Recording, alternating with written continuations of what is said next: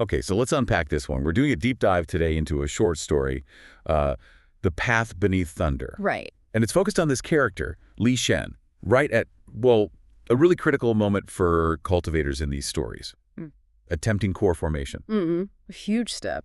But the real meat of it, I think, isn't just the power level increase. It's about him facing something internal, what the story calls his heart demon. Absolutely. That's what makes this interesting. Core formation here is shown as this deeply internal transformation, you know, not just an external boost.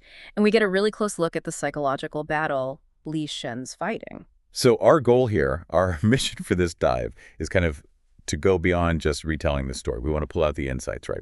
What does this narrative really say about facing our own internal stuff, those obstacles, and maybe what real strength looks like, according to this story anyway? Exactly. It functions as a pretty powerful allegory, I think, for our own struggles. Things like fear, past trauma, the limits we kind of impose on ourselves. We can definitely find principles here that apply way beyond this fantasy world. Okay, good. So let's set the scene first. The writing does a great job painting the external picture.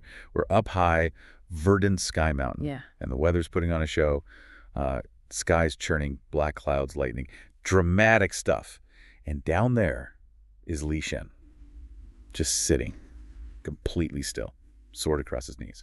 And right away, the story gives us that crucial contrast. Outwardly, he looks calm, steady breathing. But inside, his heart is not. That's the word used. Not. Yeah. And he's aiming for core formation, which the story explicitly notes is a big deal, rare for someone his age, difficult. So this storm-out summon is clearly mirroring a much bigger storm raging inside him. And that internal storm, his tribulation, it doesn't start with, like, magical attacks or anything. No, not physical. It starts with memory, a really painful one. Yes, the memory. The one that seems to define his whole path. It's this scene, right? A forest, there's blood. His sister, Liu, is described as pale, still. Looks like she's dying in his arms. And there's this other figure, a rogue cultivator, just sneering. And the feeling Li Shen has, the one that sticks, is just too weak. Again. Oof. And that feeling, that specific moment of failure, it just became the engine for his entire life after that point. Totally. The story lays it out clearly. Training harder, fighting longer, sleeping less. And the really sad part, laughed never. Yeah. All of it, explicitly, for her, for Liu. Yeah. So this memory isn't just background. It's like the traumatic foundation for the wall he's hitting now. Precisely. And then as the actual thunder cracks on the mountain, his inner world breaks open too. It splits, and he finds himself pulled into this dreamscape, the story calls it. Describe that place a bit. It's desolate. Gray sky, black glass for Earth. Just bleak. And it's not empty, right? There are figures there. Right. He sees a few things. There's this cloaked man, shattery, with these unsettling crimson eyes. Creepy. Yeah. And then the image of Liu, still and pale, like in the memory. And then another version of himself. Older, though. Kneeling. Looking completely hollowed out. So the stage is set inside his head, basically, for the real fight. Exactly. And the cloaked figure steps up first. He kind of embodies this cruel psychological attack. He hits Li Shen right where it hurts, asking this awful question. You seek power to protect her, then tell me what happens when you're not enough. Wow, that's direct. Straight for the core fear. Right into the wound. The text even says Li Shen's hands tremble. His sword feels like it's protesting somehow. And the figure doesn't let up. He twists the knife with this accusation. You're not cultivating the Tao, you're cultivating fear. And that's a really critical moment of reframing, isn't it? Yeah. What does that mean exactly? Well, he's basically saying Li Shen's whole path, his spiritual journey, his Tao, it isn't actually driven by some higher purpose or growth. It's just a reaction. It's driven entirely by this protective fear born from that trauma. It's a harsh judgment on everything he's done. Okay. And this seems to be where the heart demon really starts to take shape. Yeah. That older, hollow-eyed version of himself.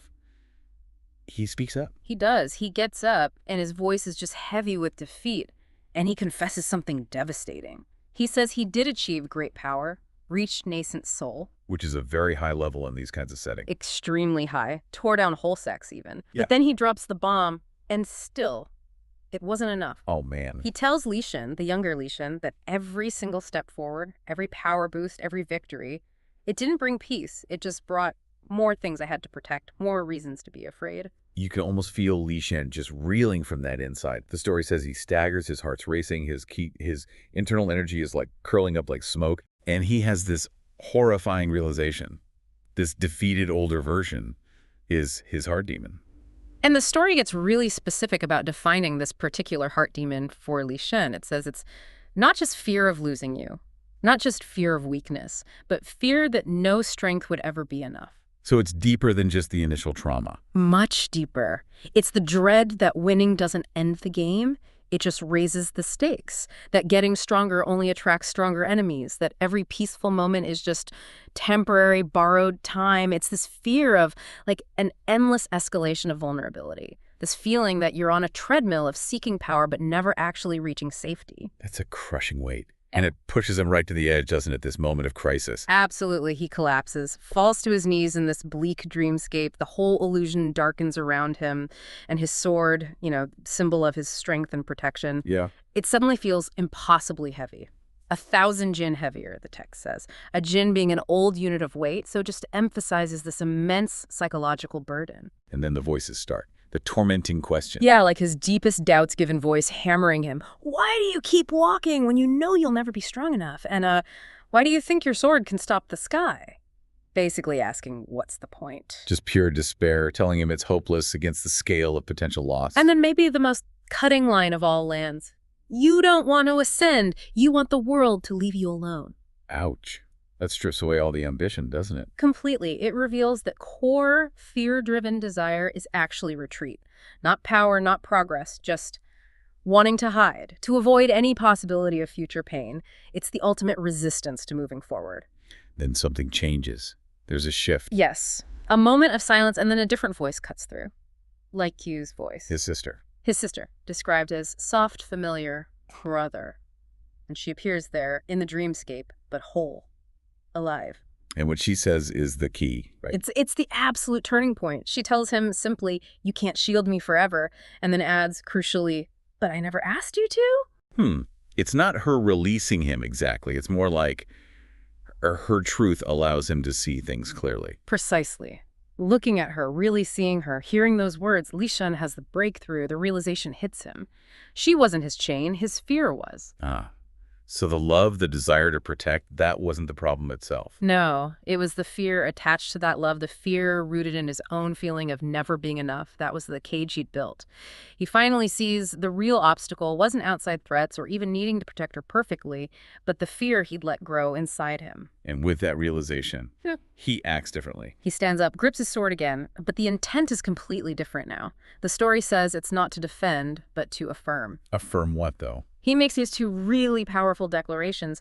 They represent his new internal foundation. First, I walk this path not to prevent pain, but to honor it. Okay, unpack that a little. It means he's not trying to build a fortress against all possible hurt anymore.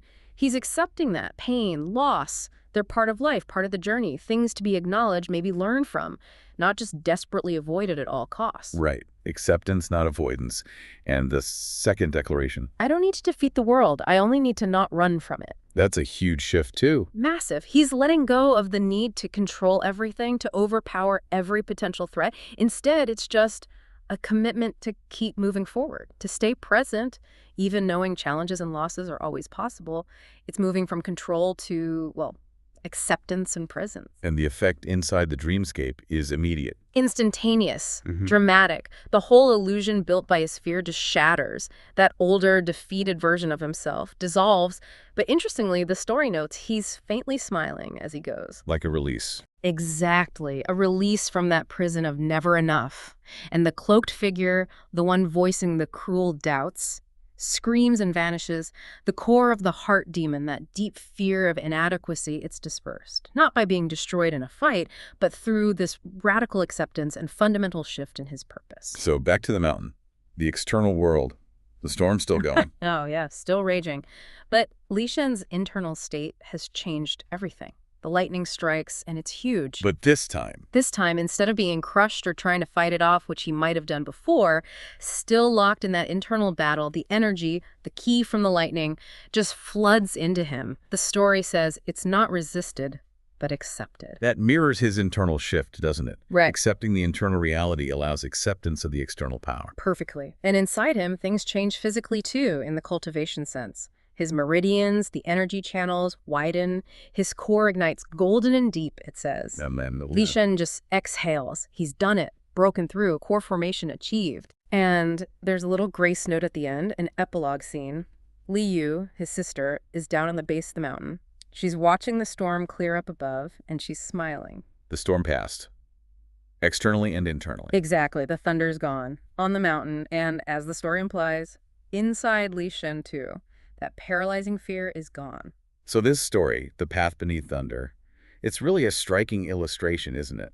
How our own deepest fears, our past wounds, can become these huge internal barriers, our own heart demons. Definitely. It shows that real progress, even towards things that seem external, like, success or power or whatever goal, it often requires facing and integrating this internal stuff first. And the takeaway isn't really about becoming fearless or invincible. No, not at all. It's more about changing your relationship with fear and vulnerability. Seeing where it comes from, understanding its voice, but then choosing to move forward anyway. Not because you've somehow guaranteed safety, but because the path itself, what you value along the way, is worth walking despite the risk. Yeah. Which brings us perfectly to the story's final line. It really encapsulates this whole journey, and it's definitely something to mull over. It's a really powerful statement to end on. True strength isn't about never losing that you love. It's about walking forward anyway, even if you